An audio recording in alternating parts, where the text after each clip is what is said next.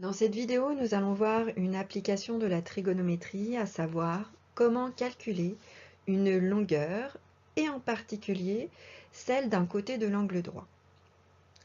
Comme l'indique le titre de cette vidéo, les formules trigonométriques servent aussi à calculer les longueurs dans un triangle rectangle.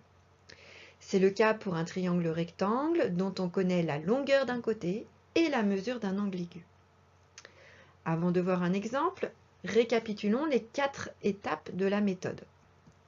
Tout d'abord, et comme toujours, on s'assure que notre triangle est rectangle. Ensuite, on identifie et on écrit la bonne formule trigonométrique. Troisième étape, on intégrera les données du problème pour obtenir une équation.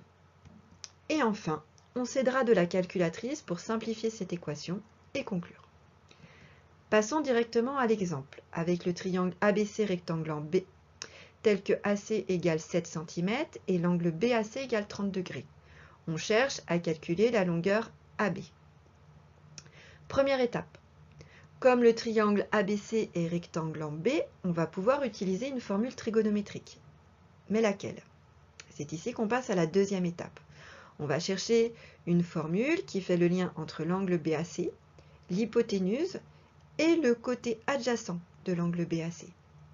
Et là, c'est la formule du cosinus qui convient. Donc on va pouvoir écrire que le cosinus de l'angle BAC est égal au quotient AB sur AC. Intégrons les données du problème. On va remplacer BAC par 30 degrés et AC par 7. Travailler avec cosinus 30 degrés, ce n'est pas très pratique dans notre équation. On sait que pour les équations, on n'a pas le droit d'utiliser les approximations. Ici, on va s'autoriser ce petit abus car ce sera beaucoup plus pratique pour résoudre notre problème. Avec la calculatrice, nous allons remplacer cosinus de 30 degrés par son approximation au millième, 0,866. On va pouvoir déterminer AB comme étant environ égal au produit de 0,866 par 7.